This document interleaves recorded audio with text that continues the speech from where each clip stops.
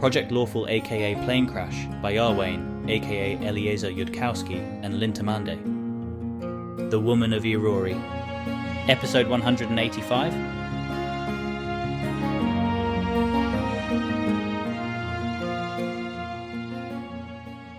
I was wondering when and whether you'd intervene, unwelcome guest. Surely I thought you would not have imagined that you could have escaped my notice. And pick yourself up from my floor and stop groveling, Pilar Pineda. I know that it was not you who chose to come into my domain uninvited. If I destroy anyone for it, it'll be your little parasite. Now let it speak. I'm here to make a deal with you too, Mr. Dispatter. I'm just as much a guest looking to negotiate here as anybody. Sorry about barging in without an appointment, but it'd have been pretty hard for me to get one. We can do our deal as soon as Carissa Savar's done with hers. You may speak with this thing, Carissa Sivar. I ordinarily don't take kindly to others interrupting my deals, but I am fascinated by what this entity might have to say to you about yours. I have my orders, Carissa says flatly to snack service. My duty here is not to optimize for Asmodeus's interests, but to obey his commands. Don't tell me that some absurd thing serves Caden Kalian and Asmodeus both. I don't care. Snack service doesn't see why taking either of those two options would be disobeying Asmodeus's commands, though. You're selling your soul and going to him either way. And yes, you taking the lower offer from Dispetter instead serves Asmodeus's interests and Caden Kalian's interests and is better for the plotting Carissa Sivar's real plot. Though even she didn't grasp the whole story and didn't correctly value any of the things being traded around here. Sometimes you just find one of those win-win-win deals. Does the plotting Carissa Sivar's real plot serve Asmodeus? You should know I'm not going to answer that. It wouldn't serve Caden Kalian if I got into the habit of going around answering questions about who or what really serves Asmodeus. I just step in sometimes and say that something serves Asmodeus when that thing also serves Caden Kalian. She hopes Dispatter does kill the thing. Well, it's too bad for the plotting Carissa that she failed to specify in her orders to me how I should trade off among various things she might want, and merely ordered me to sell my soul for 30 wishes and 2 headbands. But she did so order me, so I'm going to do that now. Plotting Carissa isn't to you, like Asmodeus is to a mortal. She didn't just have a limited channel to communicate with you. She had to think really quickly inside the 10-minute time frame about what things she should communicate to you. Her exact words definitely can't hold up that much exact weight. For one thing, she forgot to ask for permanent arcane sight and permanent tongues, which she'd definitely have included if she remembered. And you're not thinking at all about which timeline you're already in, here. Keltham would say you're not supposed to do that, when you're thinking at all about maddening things like prophetic trades. But once snack service says that it's in fact obvious. Asmodea went to hell and came back stronger, happier, more useful to the project. Then she apparently committed suicide or was murdered, though murder looks so unlikely. Aspexia tried to resurrect her and the resurrection failed. It's what she'd do if she'd been in the gardens, thought she'd go back to them, did not fear suffering as much as possible forever. It's the mysterious something that Carissa knew was there, though she couldn't get any details. One take is that since Asmodea is in the gardens, Dispatter is being misleading in suggesting that this could be brought about by Carissa's choice.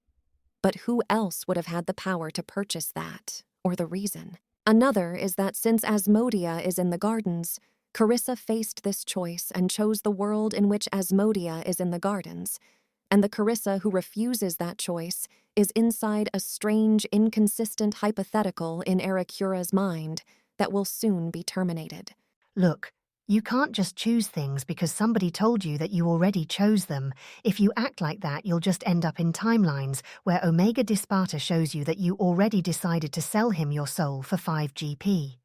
You've got to ignore what's already happened and put that completely out of your mind at the point where you decide which decision type or strategy type has the best logical consequences. She and Keltham did discuss this at one point, but she's not sure if it relies on the one bit of his logic she actually disagreed with, rather than just not grasping it, the one where he thought that it was better for worlds not to exist that went very badly for you, as opposed to how she's pretty sure it is, at all times, obviously better to exist than not exist. A Carissa who sells her soul to Dispatter for 5 GP is worse off than most other Carissa, maybe, but she's still much better off for having been born in the first place. It doesn't seem fair to her to ask her to sacrifice that for the bargaining position of other Carissa. Is that what you'd be doing? She's hopelessly confused by now, which is what usually also happened when she got Keltham to talk anthropics to her in bed. If you're going to make the mistake of paying attention to the evidence, at least use all of it. That you're aware and experiencing yourself means you're not actually in a hypothetical and can't derealize yourself by choosing a different strategy than your observations imply. You should just go ahead and choose whatever logical decision type maximizes the expected utility of the universe, even if that contradicts the premise of the universe you've already observed yourself to be inside it, without worrying about destroying it, because that's impossible, you're already here. If reality ends up mathematically inconsistent, that's an Ottoman's problem, not a you problem. If Ericura does spawn whole hypotheticals real as the one you're apparently in order to predict what you do in this situation, all of those Carissas die anyways when their hypotheticals end inside Ericura and can't save themselves by appearing to cooperate with whatever reality they find themselves inside. If you were actually going to optimize over that as a desideratum, you should choose updatelessly, without looking at the evidence of what's already happened. Whichever strategy minimizes the number of hypotheticals Ericura runs. Whichever strategy maximizes the number of hypotheticals Ericura runs, since then you get to exist more. Reply 1. That sounds like imposing thinking costs on Ericura based on how you expect her to behave. It may not seem like an ordinary threat, but it's a case where Ericura could just be a sort of an agent who doesn't act that way, and then you'd have no motive to impose those costs on her. In particular, she could refuse to pay those thinking costs and just not trade with you. Reply 2. If Ericura goes along with it, maybe because she thinks it's fun to think about, then you don't get to complain when all those hypothetical inhabiting Carissas stop existing there and possibly end up in a different hypothetical instead. You had a chance to have that retroactively not happen to lots of you, and instead you deliberately chose to create the greatest possible number of hypothetical inhabiting Carissas who'd suddenly cease to exist when the thought experiment they were inside ended. Obviously, you don't get to complain if your creator makes you stop existing. It's your job to be valuable enough to them that they don't. This is not the priority for her to figure out right now for the urgent negotiation before her. Correct. None of this adds up to affecting negotiations in any way. It just works out to the obvious fact that you should ignore which universe you're already inside and decide from scratch which universe you want to be inside. She wants Peranza and Asmodia to be all right, but she shouldn't. So she doesn't. You have seen more of me now, maybe, she says to Dispatter. I care about people, in the sense of having feelings, but I don't trade things for them. And a priest of Abadar would say that's what caring really is. So will you offer me 30 wishes, and the 2 664 headbands, and permanent arcane sight and permanent tongues, for my soul, with repurchases of souls that are not those ones? Ah, but should I be doing that if it doesn't serve Asmodeus? Apparently. Carissa is here as a tiny child who amuses the adults for reasons she does not wholly understand, and she will lose Dispatter's amused indulgence very quickly if she yells at him to stop listening to snack service and just kill it. My lord, I wonder if the degree to which essential policy decisions are being dictated by Caden Kalian might not serve Asmodeus, even if each individual policy decision does. There's also the fact that snack service, making the suggestion it did, suggests that your true reserve price known to Aspexia Rugaton would indeed include you accepting one such headband and only 15 wishes, and all the souls with the 2 low-priced ones thrown in. Why should I offer more? For better odds, my lord. One doesn't typically send one's strike teams for an important conquest in unarmed and unarmored to cut costs. Oh, do you have a use for these wishes in mind, then? It should be obvious that if you want an investment in excess of your soul's price to me, it won't just be given you, but I'll hear out the case for the investment. In excess of the lowest price snack service prophecies that I'm willing to accept, my lord, which may have little to do with my true price. I do not know the plan for which I was commanded to obtain these resources.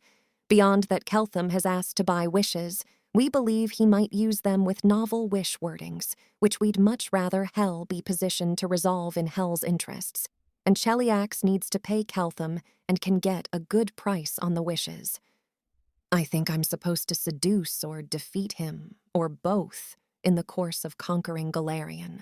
While I am not ordinarily one to accept meddling in my dealings from chaotic good godlings, there is something to be said for that practice when they are warning me that, on one obvious interpretation, expending more wealth of my own, in order that Keltham be sold more wishes than the minimum your true self set for you, might end up not serving Asmodeus. Nor Caden Kylin, apparently. Caden Kaline should have his soul eaten by demons. That's what she thinks about Caden Kaline. Carissa doesn't actually know what reserve price Aspexia Rugaton might know, and she suspects Dispater will be unimpressed with haggling. And yet settling for 15 on snack services interference feels like conceding too much of the shape of this negotiation, of the shape of Greater Carissa's plans, to an entity she does not actually believe is allied with her at all. If it serves Asmodeus best for me to have fewer wishes, then I will have fewer wishes, but I would have more than those 2 worthless souls in substitute. It has been an ambition of mine to possess every member of Project Lawful, including its security, including Ferrar Maelol, who has not sold his soul. And there are those across Golarion who pray to me, would choose Abaddon but would come to hell if they knew they would be mine. I want the devils at the gates of Abaddon to tell them I'll take them, and I want anyone who accepts. And I will do your work in the world best with permanent arcane sight and permanent tongues, which are cheap by comparison with all the other requests. I do say, this is the most interesting negotiation I've undertaken in some little while. Your request to receive those who pray to you does not lie wholly in my own power to perform, Carissa Savar, but I can agree to take it sincerely to Asmodeus, in modified form. It cannot be restricted to those who come to you by passing through Abaddon, for that is then a disincentive to law.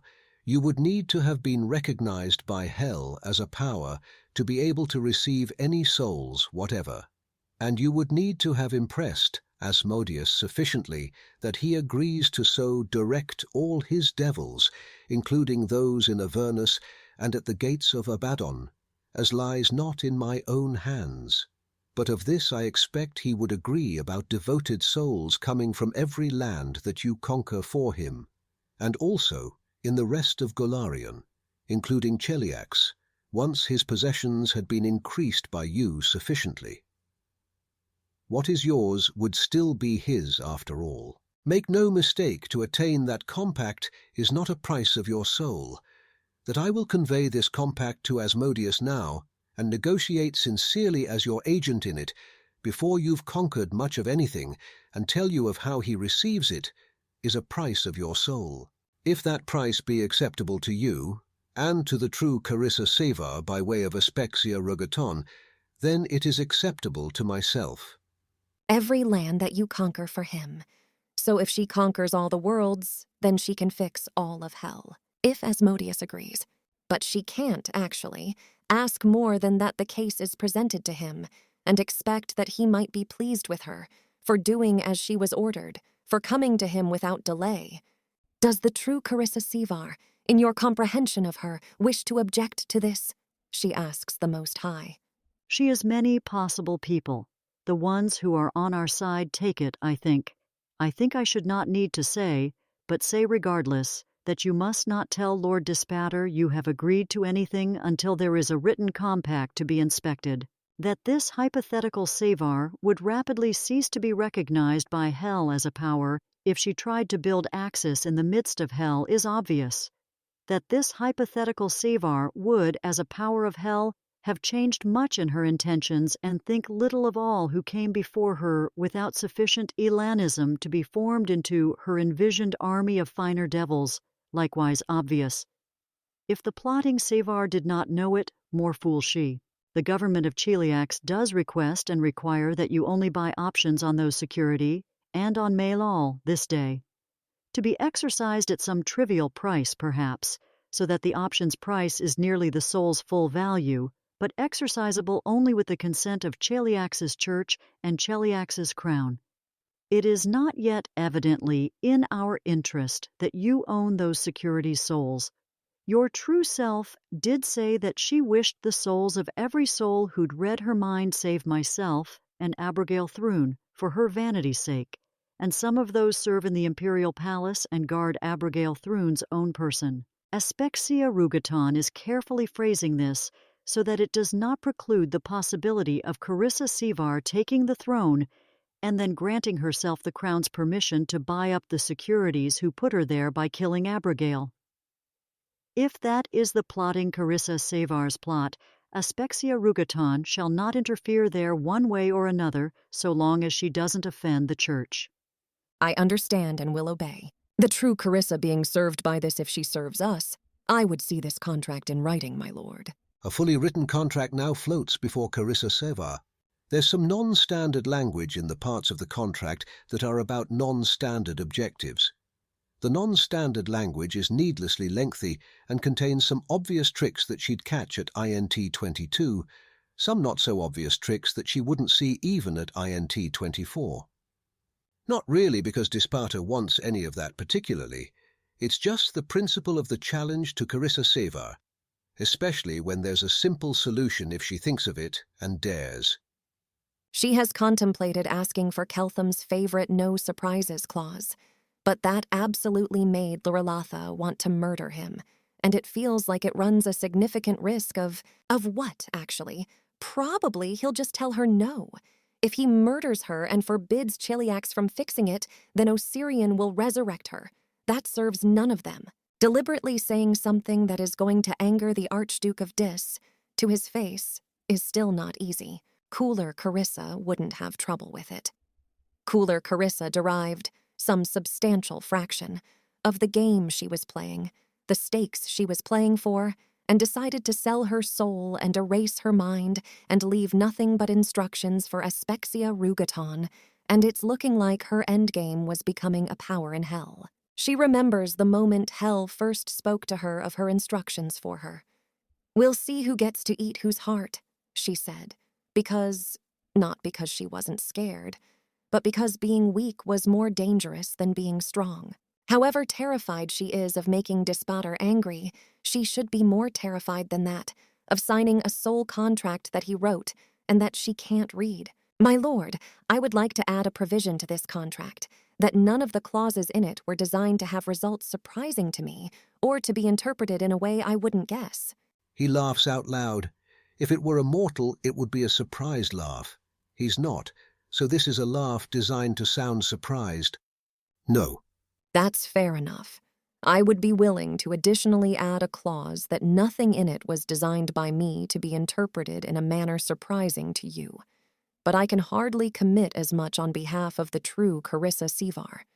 And yet, I would be foolish to read this and think I'm getting what we just spoke of. Well, she wasn't smited. Maybe she also won't be smited if she just tries rewriting the sections that are ambiguously written herself. He's still going to be better than her at finding loopholes, but it's harder when you're starting from a text someone else wrote. You dare to reject my contract language and substitute your own? Or maybe she will get smote for that. Hard to say, really. Being a foolish, ignorant mortal, my lord, I cannot understand yours, and so cannot agree to it. Oh, that makes sense. Carry on, then. This takes an awful amount of courage, and unfortunately, Pilar isn't wearing the splendor headband that gives her courage, only the wisdom headband that tells her what she ought to do. Lord Dispater, I would advise Lady Sevar here. You can see, barely through the blur about Dispater, that the humanoid shrouded within might be turning its head and horns in Pilar Pineda's direction. I had not expected you to speak, little mortal. Why should I permit you to meddle in my negotiations? Because I am told, every time I prophesy truly in an important matter, especially if speaking that prophecy itself brings about what I have foretold, it lets me tear away one more piece of Caden Kalian's power. These negotiations are already so absurd that I suppose one more absurdity shall matter little. Pilar is just not thinking at all about what she's doing, is the trick, here. Like a delay panic spell. Pilar can have a nice breakdown later. Keepers can probably cast delay panic. Pilar goes over to where her friend is writing the most important contract of her life and points to a clause in Carissa's draft. You'll want to change this bit, she predicts. You'll spot a possible problem here. They're going to kill Caden Kayleen so fucking dead. Aspexia rugaton will also help, sort of. Cheliax is not a disinterested party to this contract, and neither Dispater nor Savar are truly incented to look after the state's interests if it conflicts with theirs. Dispata watches with seemingly infinite patience as they hammer through the contract to something that Pilar no longer wants to make self-fulfilling prophecies about, with Dispata occasionally rejecting some proposed wordings himself.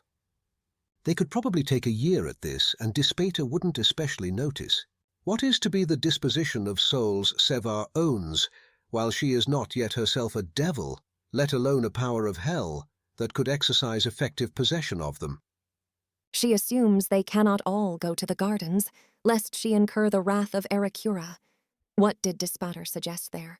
Dispata's original suggestion was having their original Cheliax interfacing contract devils continue to hold their custody, but treating the souls as resurrectable, not to be broken. If Savar takes longer than 66 years from a soul's death to claim it, Hell can start in on training it, but with an appropriately custodial attitude toward its future usefulness to Savar. If after Savar's death it becomes evident that she shall never become a devil, nor power great enough to own souls, her seeming ownership is annulled and those souls' custodians become their new owners. Carissa is concerned that sufficiently incompetent devils might still break her souls while treating them as resurrectable. She's inclined to demand they just be petrified until she can claim them, or until it becomes evident she will never become a devil great enough to do so. You'll want to change that to a form of petrification that has them not conscious and not dreaming. For this small handful of souls, very well. Let Savar be warned that Asmodeus is not liable to agree to any such compacted treatment of great numbers of souls that pray to her, even once she's begun conquering lands, if she has no allies ready in Dis to receive them. Dispata shall command all of his who own the souls of these original Project Lawful girls who have sold theirs, to sell them back to Cheliax at their bona fide last traded prices payable in spell silver, at Golarion's spell silver price, as defined by treaty. Dispata shall command his contract devils that they this day sell unto Savar options upon current soul-sold project employees, securities who've read her mind, and Dispata does grant her option upon Ferrer Maillol should he pass into ownership of Dis. All such options require the consent of Cheliax's crown and Asmodeus's church in Golarion in order to exercise. It shall be the case that Ericura has already taken the traitors Asmodea and Peranza into her gardens, there to reside for up to 100 years of death, and offered them her ordinary good treatment there. Savar receives a +6, +6, +4 headband, and non-dispellable permanent arcane sight and tongues, and 15 wishes. She shall be granted the power to request up to 3 times a gate to a mortal habitable fortress in Avernus, where certain greater devils endure the indignation of paying out hell's dues in wishes. Yes, fine. The devils there shall also gate her back to her point of origin in Golarion afterwards. Fine. Anyone who accompanied her can go back too. And Dispater will compact with Asmodeus as her agent, arranging for those who pray to her, and eventually those in the land she conquers to be hers if she becomes a power in hell. And Carissa, as owner of the original Project Lawful Girls' souls, may order or forbid their resurrection as is the privilege of their owner, a right she'll also have over those she has options on once she exercises the options by leave of church and crown. She'll begin looking for allies in Dis who will competently treat her great numbers of souls, while Dispater arranges her rights to them. And for her part, Carissa Savar will renounce her clerichood of Irori and compact her soul to Dispater, that her glories and triumphs in the service of Asmodeus may compound to him, and that she will irrevocably on her death go straight to him, without trial, eternally damned. This is amazing. Savar can't directly order or forbid her already owned soul's resurrections, lacking that capacity as a mortal, but she may send word to hell of how custodians shall answer the material, and that word shall be obeyed. Mark also that the soul itself may refuse consent. Note again, Dispater can only take this compact to Asmodeus and bring back his response. He cannot promise to arrange it.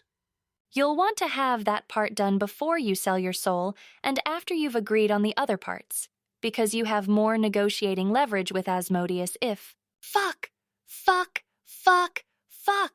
That's advice to you as a friend. It probably doesn't serve Asmodeus if you have more fuck. I only don't own you because you weren't for sale, just so we're clear. I can't do this unless I'm doing it because I'm your friend, sir. I wasn't trying to imply that you would ever see me that way. You are of course correct that I should ask Dispater to take this compact to Asmodeus as soon as we have reached terms. Pilar glances questioningly at Aspexia Rugaton. Our Lord does not forbid people to pursue their own self-interest in the course of serving him. He commands it, in fact. There is sometimes a difference between pursuing Asmodeus's interests and following his will for mortals. Asmodeus might give Savar less if she compacted after selling her soul rather than before, and that would work to Asmodeus's interests and not hers. But in so doing, she would be less the kind of mortal and devil he seeks to have serve him. He bids Savar come to him in hell without thought of other choices. He did not bid her to seek nothing in exchange for conquering Golarion in his name. That said, you will require further practice and harsh reminders in noticing when, in acting from friendship, you do act contrary to our Lord's will. In time, Pilar has nothing left to point out, even when invoking the power of friendship. Then in time she will hand the contract back to Dispater. It specifies that he present Asmodeus with her proposed compact now, before they sign. She feels oddly unterrified. They might have made a mistake she wasn't smart enough to see, and that's existentially horrifying, of course. And it'd be nice if she could check the contract with Keltham for input. But this is what she was meant to do, and now she is doing it. Do you, Carissa Savar, conquer territories or hearts in Hell's name? Be you fairly judged by Hell's Prince to be the most prime mover in such conquests, such unsouled and unclericked souls from those lands and peoples as enter into Hell calling your name, in death as they called it in life, and did you and Hell more service than disservice, shall pass into your custody, or the custody of those in Hell you name your slaves or allies. And when you have conquered 3/4 of Avistan, all such souls out of Avistan shall be yours as well. When 3/4 of Golarion is yours, all such souls out of Golarion. When 3/4 of this plane is yours, all such souls out of this plane. When 3/4 of Pharasma's creation is yours, all such souls out of creation, while Hell's dominions of those lands and peoples last. And all this be annulled, should you fail finally after death in being acknowledged by Hell as a hellish power? Or should the yield in strength and wealth from those souls granted you be less than he accounts as ordinary from his subservient powers of Hell? Or should the Prince of Hell fairly judge you to have entered his despite in death or life? Well, that's that then. Permission to prove she can do it. That Asmodeus says he'll reward somebody for conquering the universe for him, to be clear, does not particularly mean he thinks they can. He usually doesn't trouble himself to personally compact so at all with lunatics, but it's not even the 1,000th such compact Dispater has known to be agreed by Asmodeus, to lunatics otherwise worthy of his notice that he enjoys to encourage. Dispater personally will be surprised, amused, and pleased if Carissa Savar conquers just Avistan for Hell and holds it for a few centuries. And now for you to do your part by me, mortal, who'd be queen of all. Irori, you named me your priest. You did it somehow without my knowledge, and I have no idea of your intent, but I reject your priesthood, and reject you, and demand of you that you release me, that I may go to Asmodeus as he commanded me. You offer me access. I refuse access. You offer me freedom. I refuse it. I am the possession of Asmodeus, and I intend to go to him in hell. Reaching back into the second layer of hell from where he stands is more difficult, more expensive. Under these particular circumstances, Irori absolutely does not give a fuck. A touch like a shocking grasp runs through Carissa Sevar's senses, paralyzing her perceptions and making them jerk and twitch, like she can't see anything about herself, or like everything is becoming perfectly clear, but no longer worthy of her attention. Immense pride that she's come this far to cast Irori free and proceed on her own unhindered. An apology that he ever thought that Carissa Sevar needed his meddling aid. His last benediction that she be about her own way of Carissa Sevar now. Also, if Carissa Sevar fails in her task, can she please voluntarily pray about that important fact to Iomedai or Erakura or Norgorba, or literally any other god who might hear and understand her, because it is super not Irori's nature to take up her task if she fails, and this is an unusually inconvenient time for that fact to be true. This last message is not going to come across at all clearly, given how much it contradicts Irori's domain, but he is trying really hard to convey it anyways. And then Carissa Sevar is no longer a recipient of Irori's guidance in any form, but departed from his hinting, and entirely about her own way. Wow, she kind of thought that was for effect, rather than actually literally. What was he saying? Doesn't matter, because he's Irori and she doesn't work for him. She stands, she takes the contract, and she signs it. And she belongs to Dispata, and is granted permanent, undispellable arcane sight and tongues, and there is seared into her soul a power and capability with 3 tangible uses to it, not like any spell she has known before, a divine ability, to call across the plains to hell, and 3 times have hell here. May I be the first to proclaim knowingly, and not from rumor, in faith and not in heresy, Lady Carissa Sevar, that I would be yours in death as I was in life. It means something now. Means everything if Carissa can in fact conquer Galarian. Then we have a great deal of work to do, Pilar. She is in truth shocked that events have turned out this way. Aspexia knows exactly one other person who has any kind of direct agreement with Asmodeus, and her name is Abigail Thrune. That the compact says nothing of probabilities is not lost on Aspexia. She's shocked anyways. I'll permit it of you, Pilar, but aside from that, we shall be keeping this compact with Asmodeus private until there have been a great many consultations between Church and Crown upon the matter. Actually, Ione went around in disguise a week ago, prophesying that Sevar would make approximately this compact with Asmodeus, to great rejoicing from Sevar cults all around Galarian, and the lawful evil faith directed at Sevar contributed to Asmodeus noticing and being amused and agreeing to the compact, and Ione Sala just reached her 6th oracle circle as a result. Good luck keeping that one quiet, Church of Asmodeus. Now this is interesting. With you having become mine, I can feel that there's already a noticeable amount of faith being directed at you from every continent in Galarian. You already have something like 1,000 hopeful worshippers in Kelesh cults at least, and more in Vudra. My lord, I didn't even know the church was permitted to operate in the Kalesh Empire. Or Vudra. We're not, which means that lawful evil people there can make up anything they want when it comes to telling each other about your purported mercy in hell. I'm not promising them mercy. That wouldn't make any sense. Why would it help me to do that? Well, actually, I can see why promising that would help me, but why would offering mercy help me? Making sense is not primarily what is going on here. People who make sense don't start heresies about hell when they will later go to hell and run into devils being unhappy about their heresies. Right. Okay. I doubt anyone who presently believes in me is good material to be Ilani, what with how you'd presently have to be an idiot. Or Pilar, good job, Pilar. By your leave, my lord, I think I have work to do. This has been the most interesting negotiation I've undertaken in some short while. For now, at least, I name you favoured possession of Dispater, Carissa Sevar of Galarian, who venerated me before she thought she had material benefits to gain thereby. None in the city of Dis shall hinder you or harm you, when you pass here upon my business or your own, and the devils of Avernus shall grant you entry.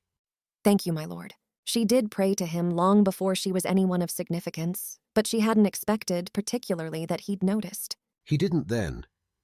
You get to know more about somebody after you own their soul. Pilar Pineda, does your parasite still claim to have business with me, or some other reason I should not devour it here and now? It continues to claim that it's here to offer you a deal, Lord Dispatter. It says it's a super amazing deal. It says that part of the conversation should just be the three of us, and wants you to tell me to guarantee its privacy too. Oh? And it doesn't even want me to promise not to eat it afterwards. Acceptable. And consider yourself told.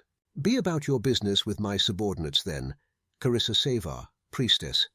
And you may find it amusing to know. Don't tell them yet! I admire courage, but not so much courage that I get interrupted while I'm talking. Sorry, but Carissa Sevar is super not allowed to know yet about how you got one over on her. According to who? Tell you shortly. Priestess, Carissa Sevar, be about your business with my subordinates while I talk to this thing and then possibly eat it. Yes, absolutely, though she is deeply curious how Dispatter got one over on her. Hopefully it wasn't about anything essential. A lesser devil will appear for them, to escort them to where counts of hell and some lesser contract devils of Cheelish affairs have gathered to sell souls and options on souls. Speak, parasite. It's really bad for Asmodeus's interests if Carissa Sevar knows about that trick you played on her. And your interests, and the plotting Carissa Sevar's interests. Pretty much everybody's interests, actually. Aristal, Gozra, Callistria, not in their interests either. And why would that be? Obviously, if I was going to explain that, I would have already. Are you under the impression that you are funny? Yes. Please eat it, please eat it, please eat it, Lord Dispatter, please eat it. Whether I believe you about Asmodeus's interests or not, you have one chance to present me with a deal interesting enough that I don't just eat you. 1 plus 6 plus 6 plus 4 headband and 1 plus 4 plus 6 plus 6 headband in exchange for the guaranteed death of Caden Kalian. Well, now that is an interesting deal. Seems like something of a low price for the death of a god. Caden Kalian has already set himself on a course that'll very likely end with his death. That price is just for his death becoming guaranteed to happen. I wouldn't cheat you by demanding the price for him just like dying out of nowhere, when all I really have to sell is the guarantee. I do think I'm funny, Mr. Dispatter. In fact, I literally can't help it. But that doesn't mean I wasn't honestly here to cut an honest deal with you. I'm not willing to just take your word for that guarantee, godling, or even your oath. You promise not to do anything with it, or convey it to anyone, or hint about it, or intimate it, etc., for a period of 1 year. And I give you information that you could use to bring about Caden Kalian's death after that year, if he's not already dead. How interesting. Has Caden been a naughty god? Breaking treaties, perhaps? Not saying anything until you agree to the compact. Though obviously he's been a very naughty god during the entirety of his existence, because like Caden Kalian. I don't suppose you'd tell me how Caden Kalian is otherwise supposed to die if I promise not to tell anybody else and instruct your host to do the same, for some small additional fee, perhaps. No pay? Well, I am interested, but grant me that I consult with Asmodeus about this matter. The death of Caden Kalian is more his interest than mine, and I'll need to seek reimbursement from him for your payment. Nice try, Buster. You're lawful best buds. You'll just tell him afterwards that you acted in his interests, strictly conditional on your prediction that he'd reimburse you, blah, blah, blah. Galarian knows decision theory now. Does it? Well then, I'm possibly inclined to take your deal. Any reason I shouldn't eat you afterwards?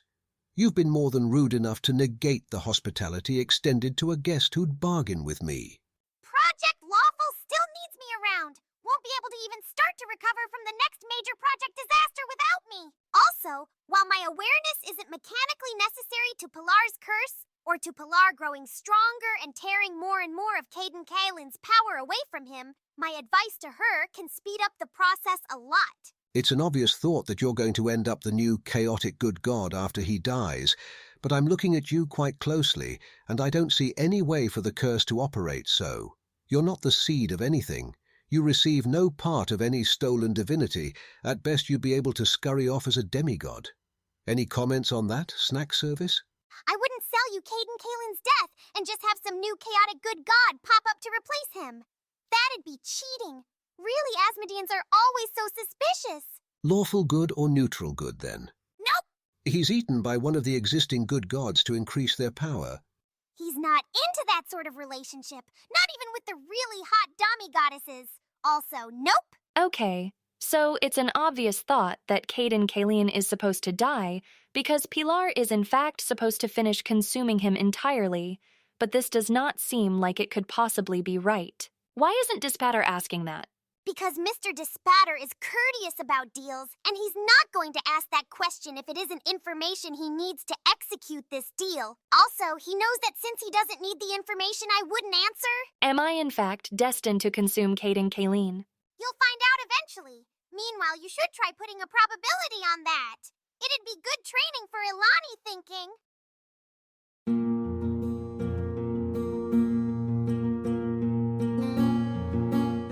If you wish to support this AI reading and others like it, please visit patreon.com/AskWhoCastsAI. Any help is appreciated. And thank you to executive producer John Doe 7776059.